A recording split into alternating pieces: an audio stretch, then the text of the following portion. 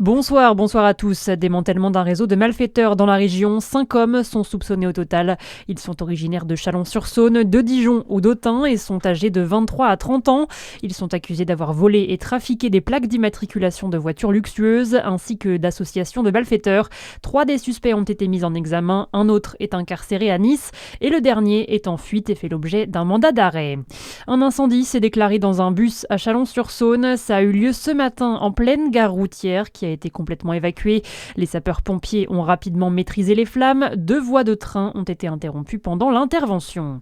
Gare aux Hauts-Tiques, dans le Jura, nous sommes en pleine saison de la prolifération de cet acarien. Cette petite bête est présente dans nos jardins et nos forêts. Elle peut parfois propager une bactérie si un bout reste dans la peau. Les scientifiques indiquent que si vous observez une étendue rouge et inflammatoire, il faut appeler un médecin.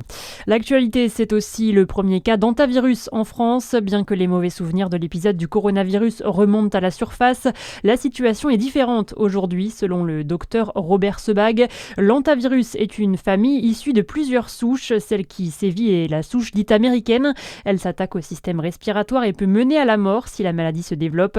Mais le protocole pour lutter contre l'hantavirus est déjà bien connu de tous grâce au Covid, avec cette fois-ci un temps d'incubation compris entre 15 jours et 6 semaines. Pendant ce temps, les gens sont en très bonne santé, puis ils peuvent effectivement avoir des symptômes, raison pour laquelle là, les personnes qui sont arrivées, qui étaient des personnes contacts, ils sont d'abord à l'hôpital et ensuite on va les suivre en isolement pendant 40 jours pour être sûr qu'il n'y ait pas de contamination. Donc ça impose, si vous voulez, un certain nombre de règles et c'est ce qui est en train d'être fait. D'abord, on va tester la positivité, la souche du virus, et puis on va les mettre en isolement.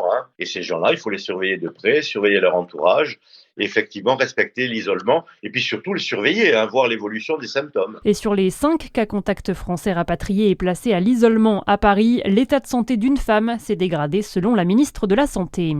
Nicolas Sarkozy doit être déclaré coupable d'association de malfaiteurs. Ce sont les réquisitions du parquet au procès en appel du financement libyen de sa campagne de 2007. Le réquisitoire va se poursuivre jusqu'à mercredi. En sport, Besançon représentait la France ce lundi aux préqualifications au championnat du monde féminin de curling. Ça avait lieu à Ljubljana en Slovénie. Nos Byzantines ont terminé en tête de leur poule et en finale, elles ont battu la Slovaquie 10-1. Participer à ces préqualifications est une première étape pour les mener aux Jeux Olympiques de 2030. Et puis, il n'y aura finalement pas de fan zone à Paris pour la finale de la Ligue des Champions du PSG le 30 mai prochain.